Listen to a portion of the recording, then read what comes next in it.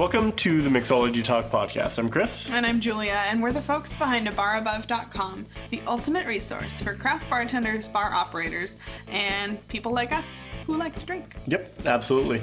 So I'm a bar consultant with over 15 years of in the hospitality business. 15 years. It happens so quickly. Wow. Yeah. There was a lot less salt in my pepper. And I run abarabove.com and Top Shelf Bar Supply, where we create awesome blog articles and this podcast and things like that for A Bar Above. And we also sell some pretty sweet bar tools. Things like this. Shakers! And you can find us on Amazon under Top Shelf Bar Supply, I think. But yeah. And I run abarabove.com, where we publish awesome articles about bartending, useful tips about growing your career behind the bar, and nerdy stuff about cocktails. Yep. So, there's that. There is that. One more quick pro tip from BevSpot this week. In this episode, we're talking about simple things you can do to make more money during your shift.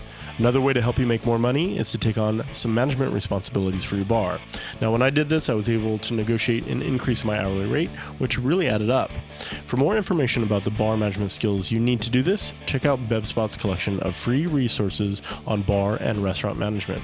My personal favorites are the Bar Manager's Handbook and the Glossary of Beverage Management Terms. Check them out at bevspot.com/barskills.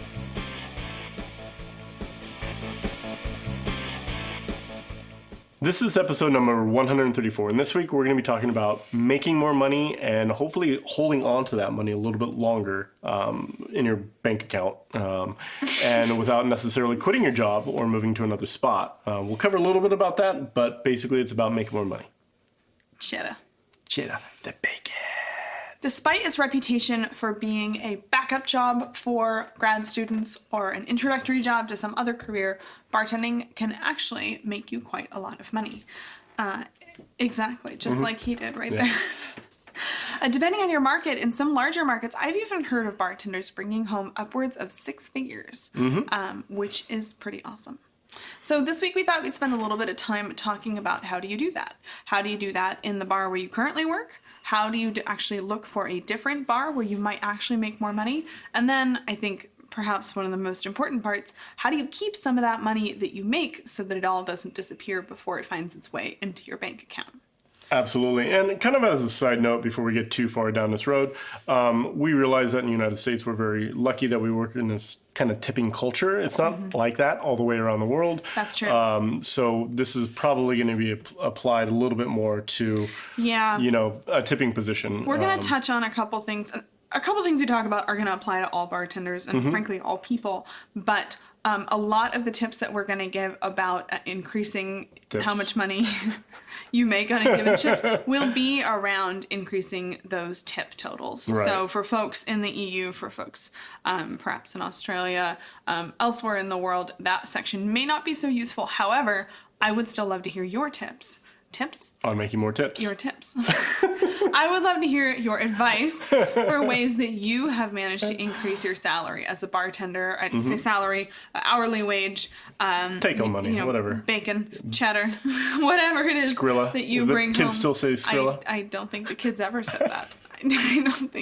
I think you made that up. Let us know in the show notes. I would love to see your comments. Mixologytalk.com/134. So now we'll talk about some ideas and some advice and tips for making more money. Some of those will be tips. Tips.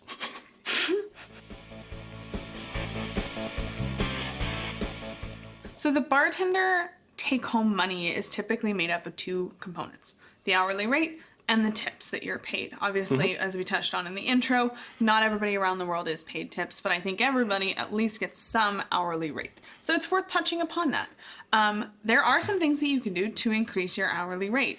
It's not typically what you think about when you think of increasing wages, at least not in the USA, but it's something that can absolutely be done and should not be overlooked. In fact, when Chris and I were talking about the outline for this episode, he almost completely forgot that he negotiated an increase in his hourly hourly rate. When he was tending bar, I don't remember the exact responsibilities, but I remember that when you started working for this bar, you actually negotiated kind of a role that was halfway between bartender and bar manager. Right. It was kind of a middle ground role without the title. I don't think you were the official bar manager. No.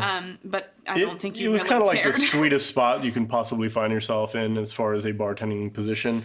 It was kind of like a lead bartender with no responsibility as far as metrics goes, and none of the other duties that are kind of fall on the management's shoulders. So it was like this. But you still got to create the menu. And do the fun part. Decision on buying and what to bring in, and some of the training stuff. So it was kind of like, for better or worse, kind of like this Goldilocks position in the bar where I could walk home. Yeah, I could like literally walk away from the bar and not worry about all the other stuff that is associated with management. So it was great, and I totally forgot about that for one big reason, and I think that a lot of people can relate to this, is typically your hourly rate goes to pay your taxes. So most of the time you never see a paycheck at all. We'll talk about that a little bit later in this episode. But so tell me this. So what responsibilities did you do that other bartenders didn't do? And if you remember, it was a couple of years back. How much extra per hour did you get paid for those responsibilities? Yeah, so the way we negotiated was basically I went up to him and said, hey, I'm really looking to create this role. So it was something I had to advocate for and kind of really work for, and say, I have a ton of experience behind the bar. I've managed bars and restaurants before, so I understand what you're looking for. This is what I'm willing to provide extra over an additional bartending role.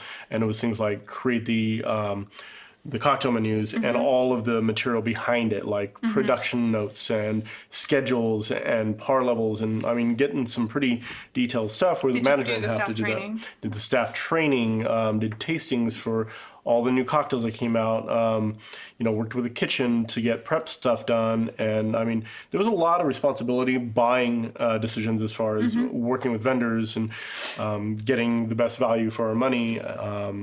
So there was a lot of it, a little bit of not really inventory, because I didn't want to deal with late nights. Yeah. I was really adamant about that. That obviously will have to depend on your environment, but ordering sometimes and putting together back of house information like vendor lists and processes and things that a bar manager would typically be hands-on, but they didn't necessarily need a bar manager now. They could get a much more specialized manager in a different realm, potentially like service or analytics, where they didn't have to cross over and do bar management as well. So it freed them up to find somebody a little bit more capable in different areas. Exactly, and I think that that's a big part of the benefit is that, in exchange for all of those responsibilities, I want to say you had $2 to $3 an hour. Yeah, it was definitely a premium, for sure. But it wasn't massive. It wasn't $10 an hour. No. I want to say it was under $5 an hour premium. But of course, you multiply that by the hours you were working per month.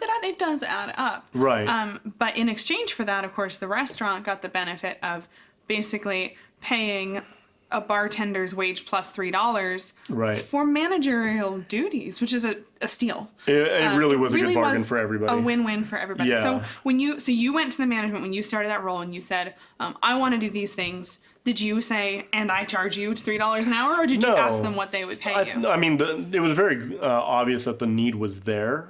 There were some pretty large gaps in our beverage program that they didn't have any visibility on. So I stepped up because I had the experience, and I wanted to do this because that's, I get fascinated by this kind of stuff, and I love numbers and all that other stuff. So I actually approached them and said, look, I know there's a need. I can see it. I know you guys are hinting around this as well.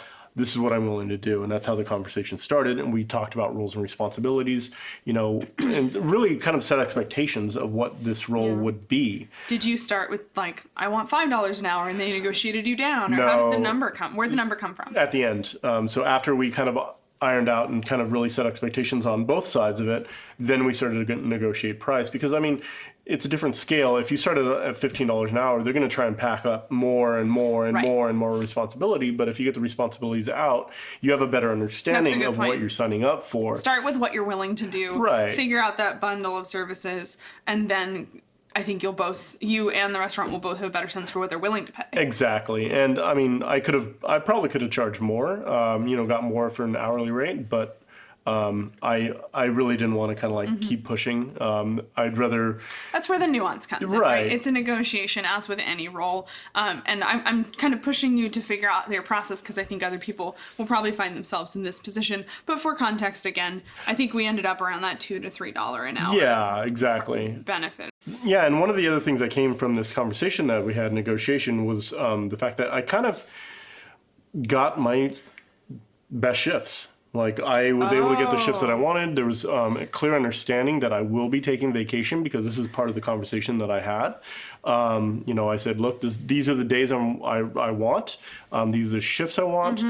So I really got to put myself into the perfect position at the time, and it paid off. I was there for 2-3 years. Yeah, for quite a few years. No, you didn't get like vacation willy-nilly. No, as everybody knows, it's hard fought. Get that. But it wasn't all like gravy and cupcakes. Right, exactly. But the fact that we had that negotiation in the beginning, they had a clear understanding where what I wanted and what they wanted, and we agreed upon it. It made those things possible. It wouldn't have been possible to take 3 weeks off or a month off at certain points, and do some traveling if they didn't know that in advance. Right.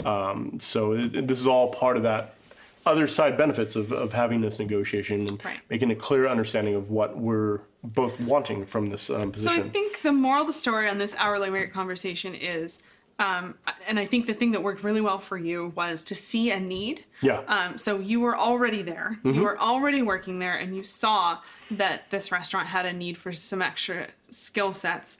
And you put together a presentation saying basically, here's the things that I can do to fill that gap, and here's what I want from you. And that's what started the conversation. So if you find yourself in that position, I think every bar ever has gaps. There are, I guarantee whoever's watching this right now, I guarantee that you see some gaps in the process at your own bar, and probably some of those things are things you could do. Right. And instead of going to your manager and saying like, you need to hire another manager, or you need to do this, or you need that, why not approach them and say, you know what, I will do this. I will be responsible for this, this, this, and this. And in exchange, I'd like an extra $2 an hour, please. Yeah. $1 an hour. $5 an hour, go crazy. It depends on what the responsibilities are.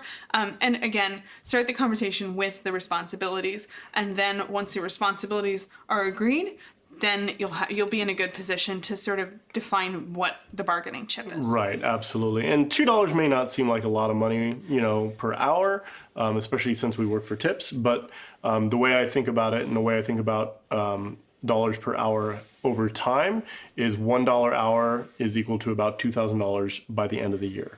That's about how much you're going to work. On a full-time job? Yeah, on a full-time job. So that's kind of the multiplier. So $2,000 is $4,000, or $2 an hour is $4,000 by the end of the year on average. And it's worth so, having. $4,000 coming out of thin air for doing the same job you're about to do anyways. That's pretty great. And actually, for those annoying things that aren't getting done, actually getting done. Right. That's a good thing. Yeah, absolutely. So I think we've talked at length about one way that you can negotiate a higher hourly rate. But for bartenders in the US, a huge part of your income is going to come from tips. So it's worth spending a little bit of time on talking about probably what you expected us to spend the whole time talking about, which is how are you going to increase your tips? Yeah, and I think the first part of this conversation really is building out your regulars. Yes. And I know all of us have our own techniques about how we do it and our own personalities to kind of facilitate that. But I think it really is paramount to making more money is having more regulars.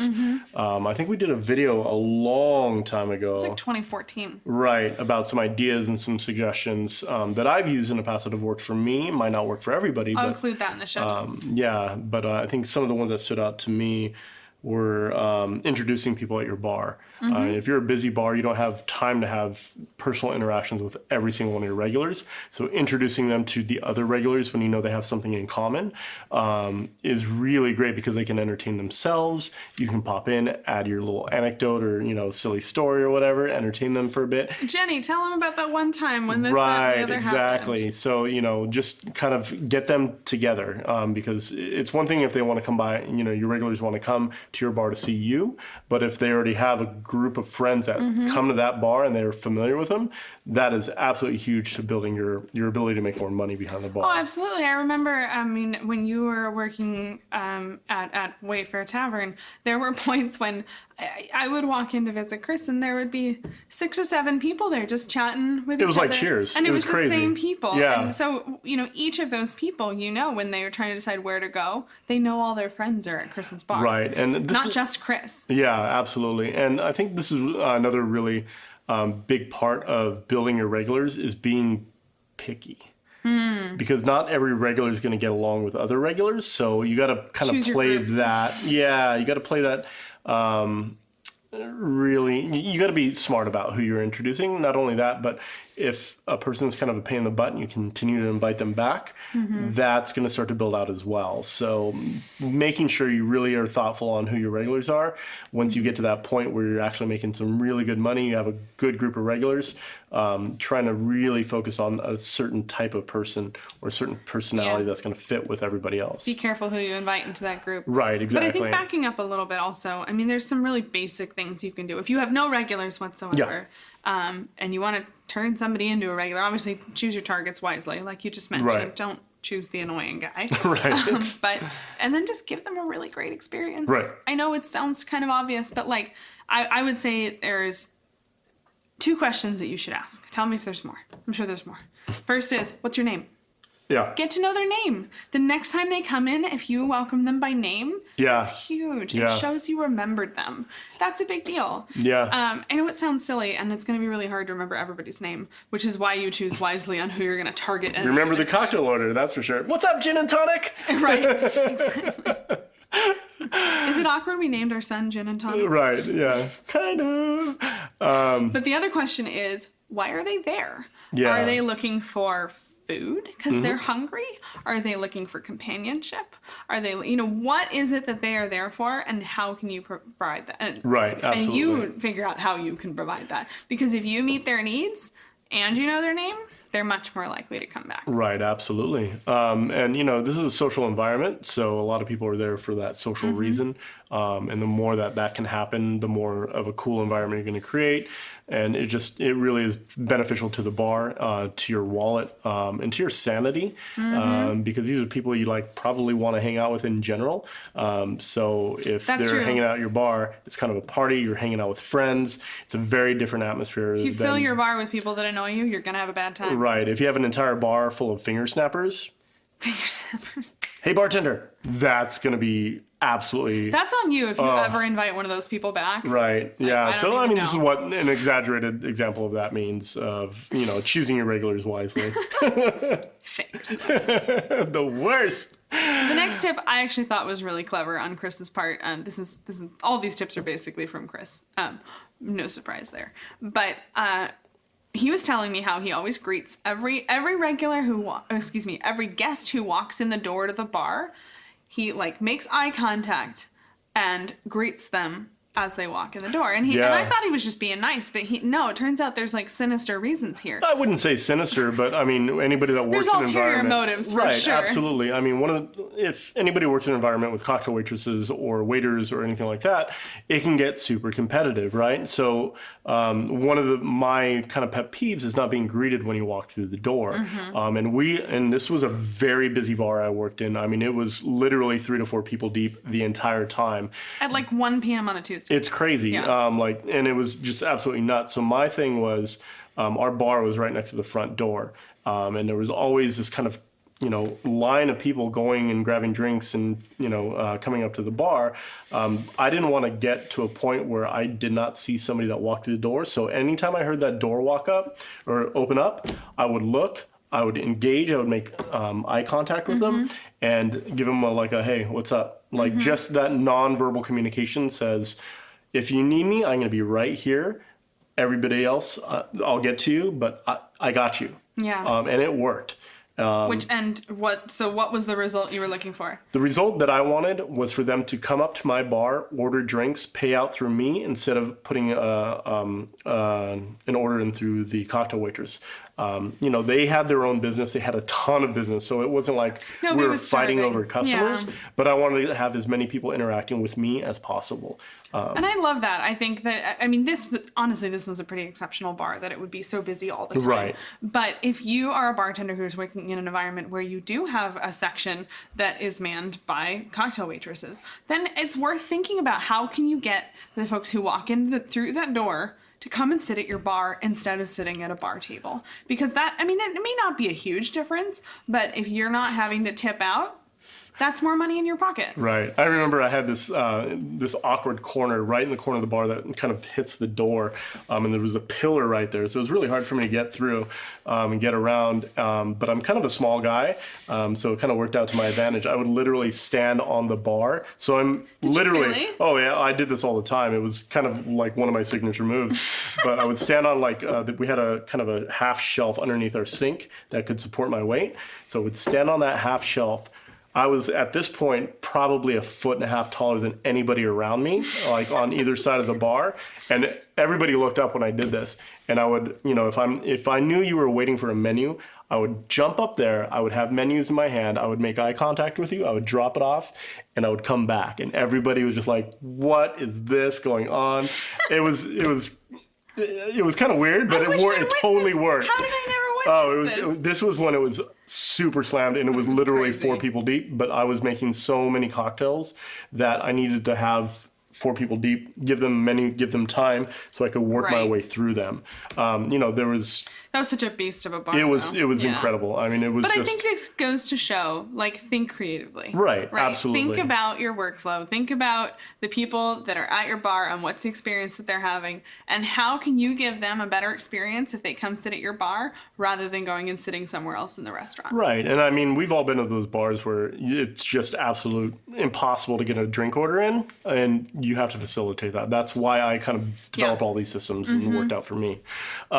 So speaking of that, I think, this is the thing everybody talks about. If you want more tips, and tips are generally considered a percentage of your check average, then you should try for higher check averages. Yeah. I feel like we're stating the obvious here, but it is worth mentioning. Right. And I think we've all worked in those bars and restaurants where it's like, suggestive sale, today we're doing the onion blossom, and it gets exhausting and it gets stupid, and people don't do it because it sounds canned and cheesy and it's terrible. It is canned and cheesy. But there's good ways of doing it.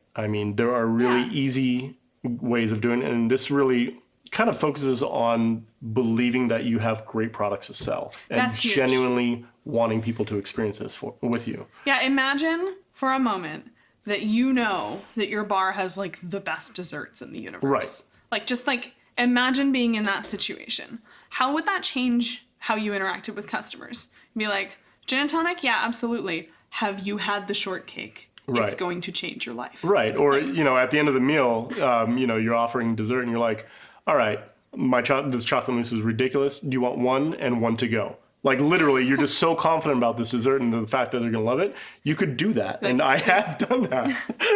Arguably, they had the best desserts in the We had amazing.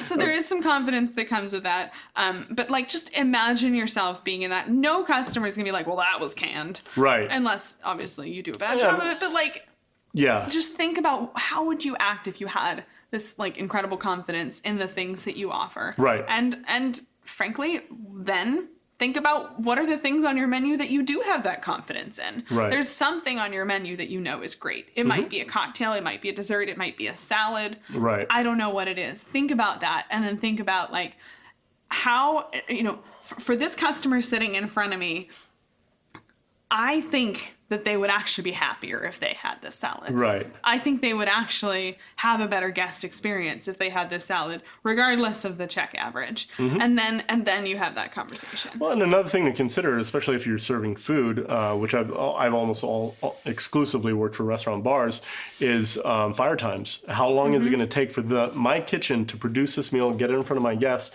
and me to be able to turn the seat? That's a huge consideration because volume equals money, right? So if you have a couple of dishes, you're not going to order a medium rare 46-ounce steak because it's going to take 40 minutes for it to cook or however long it cooks. Your check average is going to be great, but you're not going to be able to turn that bar seat 2 or 3 times. Well, that's an interesting thought. Did you ever find yourself in a position when you would deliberately not offer anything else because you wanted to get them out the door? When the kitchen's in the weeds and, your fire times are 40 minutes for an entree. You hide the menu? Guess what? You should have the fried chicken or whatever it is. Whatever's fast. Whatever's super quick. You got to streamline your service, offer the things that that the kitchen can successfully execute quickly. You're able to turn your bar faster. You're making more money, and you're still delivering a really good guest experience because on the other side of that spectrum, if you were to offer that 46-ounce tomahawk steak, that customer is not going to have food for an hour. Right.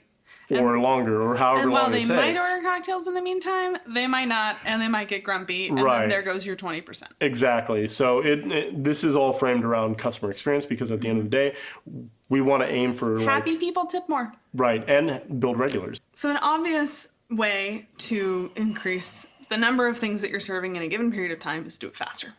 Yeah, absolutely. Obviously, this only works if your bar is decently full. If your bar is empty, then it doesn't matter how quickly you are doing nothing. Right, exactly. So, I mean, it's like one of my mentors mentioned this to me. Like, if you're on a skateboard and you're already going fast, you start to get these speed wobbles, right? Speed wobbles. Yeah, the board starts to get out of control. If anybody's skateboarded before, you know exactly what I'm talking about. Yep. And faster doesn't mean better. I mean, if you're struggling to keep your head above water, faster is just going to make things worse. So my way to kind of combat this and actually build my competency and skill set physically when it got fast was to practice on my slow days. So I knew kind of where my weak points were. My left hand for mixing and mixing cocktails was super weak. So on the slow shifts, that's what I would do. I'd fill a mixing glass with water and ice and just practice for an hour. I'm not exaggerating. Just to build my confidence and my abilities in my left hand so that I could utilize it when the shift get busy. No, I love that point. And I think to sort of piggyback on that, if you're not sure where these opportunities are, then the next time you're in the weeds, I would just say, pay attention. Yeah. I know you got a lot going on. It's a lot harder.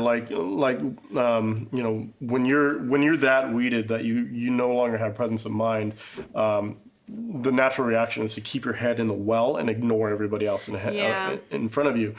So that's why working on it when you're slow really pays off when you're busy.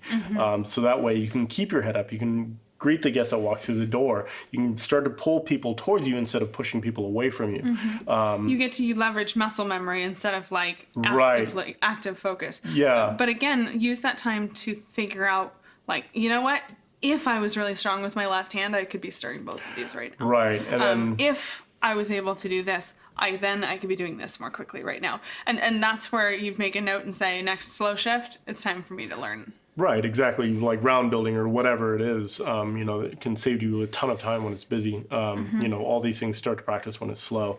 The other thing is, when you start to build your confidence and your ability to kind of control yourself in these fast-paced environments, you're a lot more clear of mind and you're a lot more present during the shift. So how this kind of worked out for me in becoming faster at my job was it gave me the ability to pinpoint bottlenecks. Instead of being weeded in the well and only serving one customer at a time, I could lift my head up. I can engage with 3 different orders at the same time. I could optimize my workflow based off of what I already was retaining in my head. So I'm building one order of custom, drinks. I already have 2 other customer orders in my head, hand it off, ring them up, grab all the glassware for my next 2 orders, set them up, hand them their fully signed check and bill, and I just keep moving. And that really helped to multiply my ability to make money behind the bar. Absolutely. So, like a well-oiled machine. Well, and, you have your good days, you have your bad days, but, that really did help me personally to kind of make more money behind the bar. No, I think that makes a lot of sense. So I think we talked a little bit about regulars earlier, but I think you also mentioned a trick that you would use with some really exceptional customers. Yeah, and I mean, a lot of us have these kind of customers where they come in and they want this experience and they're willing to pay for it and they tip really well and they drive their check averages up naturally on their own, no upselling needed. For me, I was working in financial district in San Francisco and, my regulars, I was at a busy bar during the daytime, so every bar spot was fairly coveted. Once I realized who these key people were, I handed them my business card and said, look, I know you guys really love this place, and I'm always happy to have you guys here. I know it's a little hard to get in. Here's my personal cell phone number. If you guys ever want a spot at this bar, text me.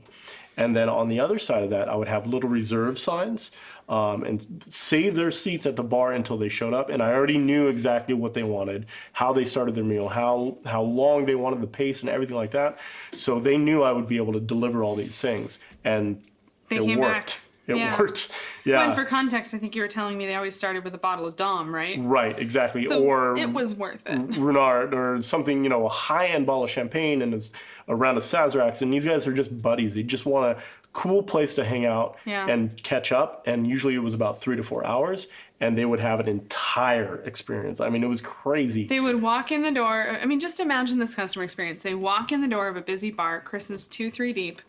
I stop what I'm doing. I greet them by name. I show them to their reserved spot at the bar. The crowd parts Literally. as they make the way to these reserved. What an experience! Right, exactly. I mean, arguably they earned it with their check averages. Right. Well, but I think we all probably have guests who they may not be dumb guests, right? But whoever those special customers are at your bar, like, what's the experience you can give them that doesn't cost you anything? You never comped them, right? No, I never.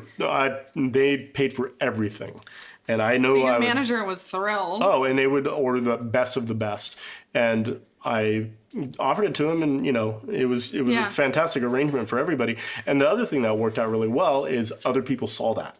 Oh, right? Of so course. They're like, why are they getting I see why they're getting a special treatment. And so they would know that. And sometimes they would convert other people into this kind of secret club that I had going on at this restaurant. It was really cool. That's pretty cool. Well, and I can only imagine it worked out pretty well for your check average. Yeah, exactly. I made enough money. I made a shift's worth of money on that one customer. That's incredible. Yeah, absolutely. That's incredible. Now, we may not all be so lucky as to have that customer, but again, think about who those special customers are and how can you give them a little bit of a special experience that costs you nothing. Right, absolutely. Something that makes them feel like they are being treated differently.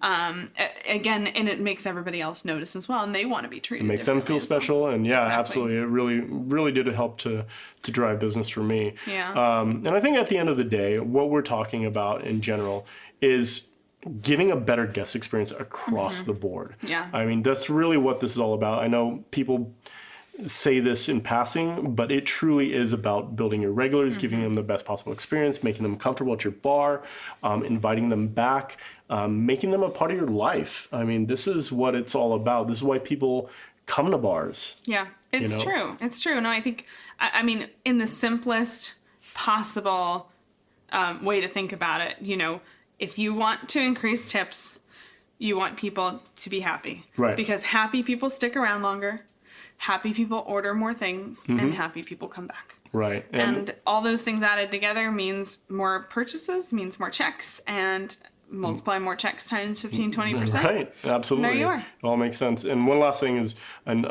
stick to the basics. Get really, really good at the basics with customer service and bartending. So, if somebody's down to the last quarter or last eighth of a drink, you should already be either making it or asking them what they want. Yeah. So never let an empty glass go, because this is increasing your volume, and it's all about the guest as well. Well, that's just standard. Right. Yeah, I know it's a good point, and it's worth mentioning. But that's definitely, I would say, the bare minimum.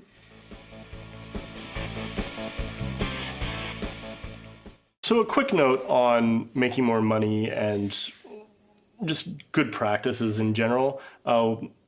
Don't skimp out on tipping out your support staff. Yeah. If you have a stellar day, make sure you pass that on to your support staff, your bussers, your barbacks. It might feel very tempting at the end of your shift to see this big wad of cash and to want to keep it all, but they're gonna find out. Yeah, and they always find out. I mean, you know how the incestuous this environment that we work in is. People talk and all that stuff. And if you are that person that short tips your support staff, everybody's going to hate you. I mean, everybody's going to hate you. And even if you only do it once, then everybody's going to wonder every time. Right, exactly. You've lost trust. Right, exactly. And you can't really get that back. What are you going to say? Like, no, really, this time it's everything? Right, exactly. So, I mean, just keep this in mind. And this is really important, because if your support staff doesn't perform for you, Yeah. that means you lost money. I mean, it really does. I mean, imagine insanity. Yeah, and it's not a good thing to do, but imagine like you short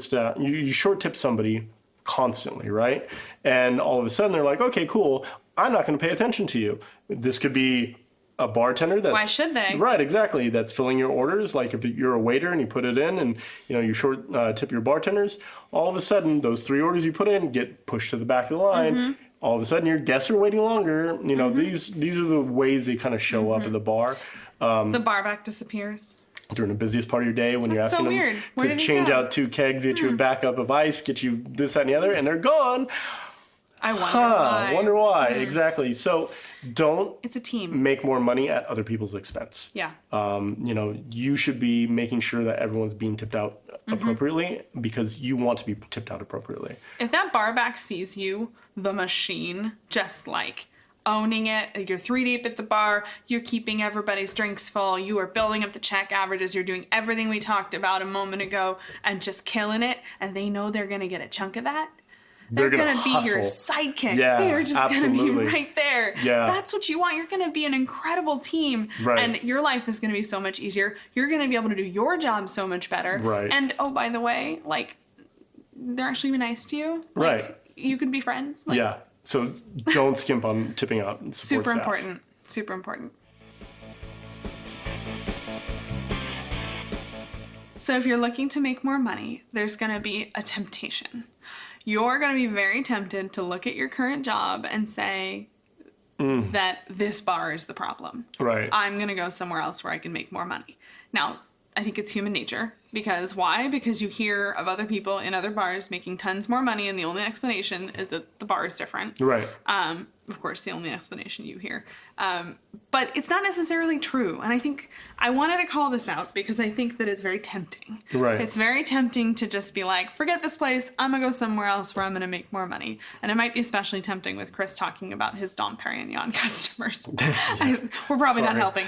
Right. But I think that what we wanted to call out here was, yes, you can certainly move to a different bar and make more money, but be sure, do your due diligence first. Right. Because it can be very easy to think you're going to make more money because you think you know what you're getting into and being wrong and being either right where you started or worse off.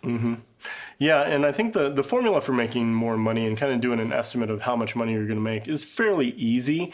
There's a lot of small details that kind of can skew these, but basically your income is going to be derived from how many shifts you're going to get, how busy is this bar, how long of like a busy time is in this bar, how far and how quickly you can drive check averages up, and what's the tip out kind of percent that you're looking at. Is it a pooled house? Is it a pooled house makes a big difference as well, because if you're in a pooled house where you have some slackers and some top performance, that can drive your tip averages down. All these things, how many bartenders are on staff too. Yeah. All these things can really add up to how much money you're going to be making. So these are the questions you should be asking. I would say even before you start actually applying for a job. I mean, or at least do some due diligence. Right. I mean, there's a few things to keep in mind. The new guy always gets the crap shift. Yep. So, yes, Friday night might be super lucrative, but that might be 4 years from now because everybody else wants that shift. Absolutely, right. What are you really going to make? And, is it one of those bars where when they're busy, but when they're dead, they're dead? Right. And what does that mean for you, the new guy, the new girl, who's going to get probably those dead shifts? Maybe your mediocre shifts are better than what you would actually end up with at this other place. I think it's just very tempting to think the grass is going to be greener. So I would say, look at your target bar, figure out what hours they're busy. And by that, I mean, go there or ask around, see if you can grab one of those bartenders and go have a drink, talk about what it's really like. And I think, the thing we keep saying about relationships and stuff is, you may actually know somebody that works there that might be able to give you a hint around how much money they make or you can expect to make. Usually I don't think that's fairly taboo when you're among other bartenders. It's not a matter of gloating or anything like that. It's just a matter of fact. Like, this is what I usually make. So I could be wrong, but in the environment I was in, it was never a weird thing to talk about. Typically, the hourly wage is the same everywhere, so you're not really talking much about the hourly wage. You're talking about the expectation of tips. So, and again, that's just a function of all these things we talked about. Look at the menu. The menu's going to tell you a lot about your check averages. Right. If it's a local dive with a corresponding menu versus a high-end Michelin-starred restaurant, you're going to have a very different experience. Right. If it's a wine bar, you're going to have a very different experience than if it's a cocktail bar, for example. And all of these things are going to sort of play into that estimate of how much you're actually going to make. Right, and there's some other intangibles about a working environment and how much money you can make as well that, you're not going to be able to get from a Yelp review or going in and sitting at the bar. And that's things like, how do you personally feel about the food, the concept, the atmosphere, the culture that you're working in, the tools that you have at your disposal to sell. I mean, we talked about this a little bit actually in a previous area of, how much you're excited about the food. Yeah. So, that all comes into play. If you truly believe the food is terrible, you're not going to upsell. Right, exactly. You're not going to want to. Because if you say, like, this is the best Caesar salad in the universe, and they eat it, and they're like, yeah, I'm going to send that back. That's terrible. Then you look awful. Right. And some of the other things, too, like wine training, keg cocktails where you can pump out volume very quickly. All these things at your disposal you're able to use to increase your check average in the case of wine sales and bottle sales, or just pure volume in the case of K cocktails, pre-batch cocktails, stuff like that. So these are some of the things to look out for as well in a new position, a new place, is what tools you have available to you to really drive check averages. And I think one thing I have to say is that, this sounds kitschy, but like money isn't everything. That's true. Your sanity, your quality of life really matter. Don't go work at a bar that has a reputation for a lot of money, but can't keep a bartender more than 3 months because they just burn out. Right. Or whatever. This is, again, why you should talk to somebody who's working there. Like, what's it actually like? Are you going to go insane? Is there just no support there? Is it maybe like an incredibly negative environment, like a toxic environment where the manager is mean or whatever? Yeah, I've actually heard of fine dining restaurants where you have live, breathe, and die this brand. And that means on your day off, you're doing education work. You're enriching your own self to be a better person at this restaurant. And they take it very seriously. So however long you're there, you are committed to that. And that can get tiring, but it also can be very exciting for the right person. That's true. And just know what you're getting into, I think. Yeah. And so just think about, don't look at a bar only through the lens of money. Right. Think about your sanity as well, because at the end of the day, if the place is just a complete disaster, you're not going to stay anyway. And you put all that effort in for nothing. Yeah, and you're going to lose the money on training and all the other things too. So and potentially losing money from being unemployed if you end up just like throwing in the hat and leaving before you have something else lined up. I mean, there's some serious costs that could come along with that. Yeah, and then once you find this place and it's really good, you feel comfortable in there. It's a great culture. It's ticking all the other intangible boxes that you want to get ticked off. Then you go to the previous section we talked about making more money behind the bar. Exactly. Utilize some of those tips and start to just drive up your tips and your sales amount. Pretty much, and just kind of get to that place where you're like, okay, cool. I'm doing well. I like where I'm working. I'm making some good money. I don't have to have 3 jobs. Yeah. Maybe. Yeah, maybe. And go from there.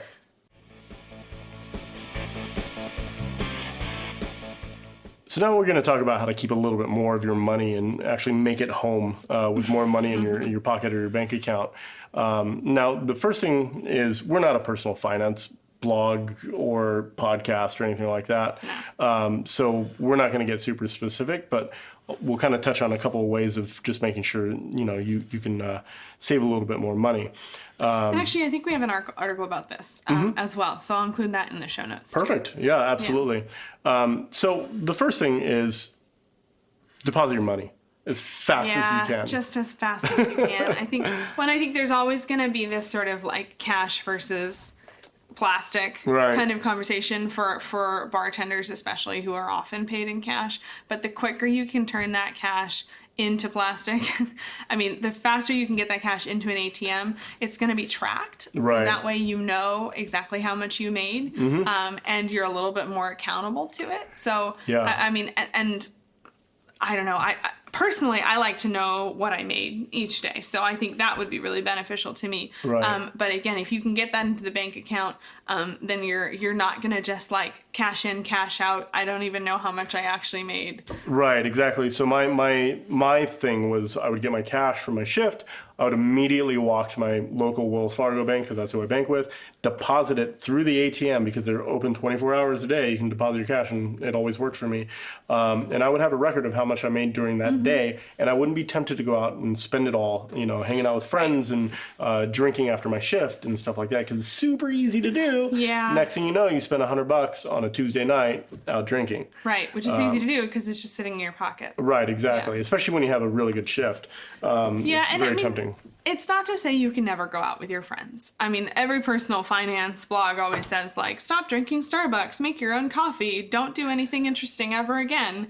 I don't really ascribe to that myself. Right. But I think that maybe it's worth paying a little bit of attention. If you go out every single night, maybe you would go out every other night. Yeah. Or again, put the cash in the bank first, so that it's not so tempting to just sort of flit it away. Yeah, and I think one of the things that we continue to talk about is this relationship part, and that's part of it, is going out and hanging out with your friends and drinking with them and stuff like that. That's super important for building a relationship, but it doesn't have to be every day.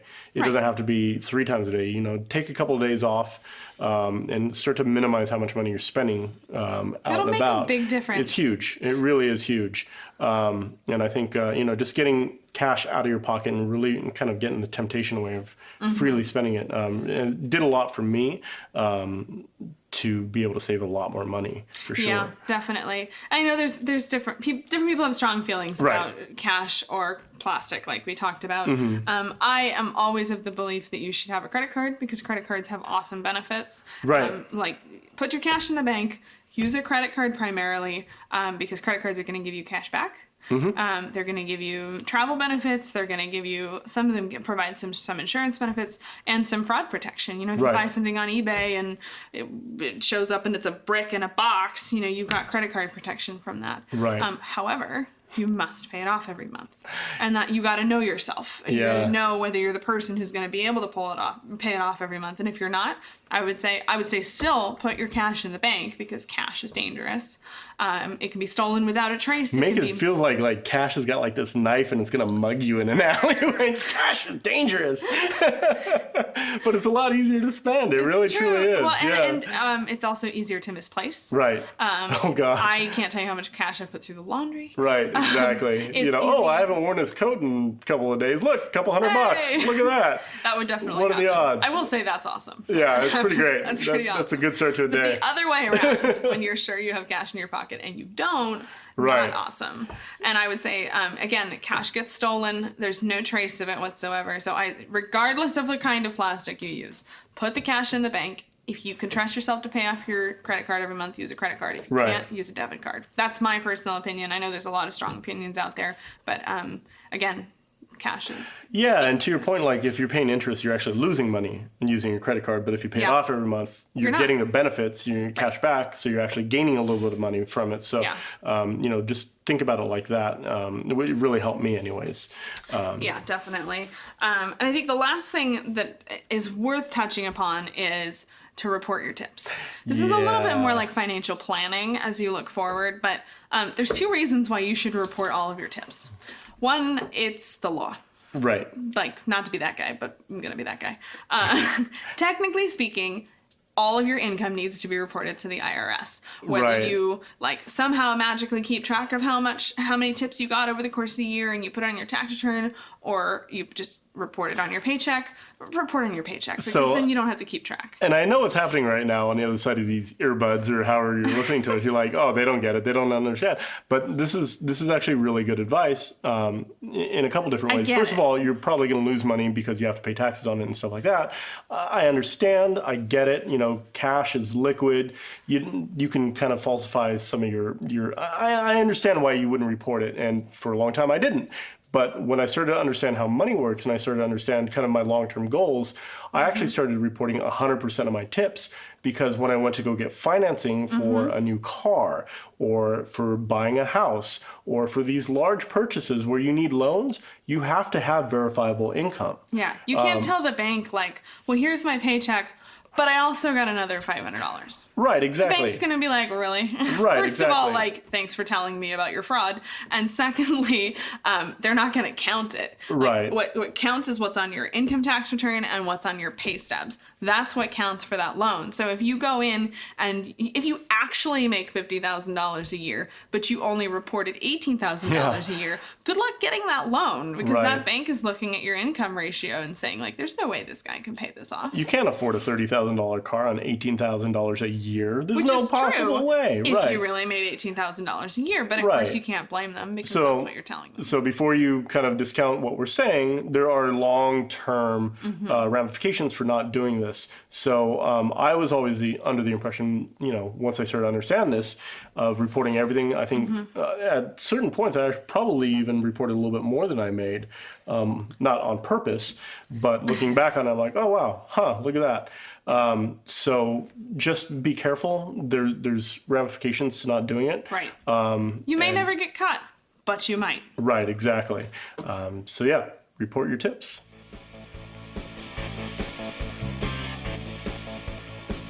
I hope this episode has given you some ideas for things that you can do to make a little bit more money the very next time you walk in the door of your bar. I think one of the benefits of a tip job is that, like, you can literally make more money tomorrow. You don't have to wait for, like, your annual meeting with your boss to negotiate a new salary. Like, you can make a change the very next day. So hopefully we've given you some inspiration for doing that. Yeah, and I know we talked a lot about kind of our experience in some of the suggestions we have, but I'd also love to hear your tips as well. If you've gone in and negotiated a higher rate for yourself, or you have your own suggestions for building more regulars or making more money behind a bar, there's a lot of people out there that do this for a living, and I'm sure you all have much better techniques than I do. So please, we'd love to hear about your tips and on making more tips. So, and we're back. Right, exactly. Throw them in the show notes at mixologytalk.com/134. 134, yeah, wow. I know. And last but not least, don't forget, we do have that awesome Facebook group that we told you about last time. It is still going strong. We would love to see you inside. You can find it by just going to abarabove.com/group. And if you request access, I will approve it right away, and we would love to see you inside. I think we have a contest coming up soon. Ooh, yay. Yeah, for some sweet bar tools. Bar tools are the best. So definitely go and check that out for sure. And if you're lucky, you might hear more of that soon. Oh, I hope so. Well, maybe. I don't know. I hope not, for your sake. Right. Well, all right, guys. Well, it's been fun, and we'll catch you in a few weeks. Catch you in a few weeks. Yeah. Cheers. So this is episode number 134, and this week we're going to be talking about how to make more money behind the bar, how to make more kittens behind the bar. This time. We got this. Right from the top. This is episode number... No, you're not. No, you're not.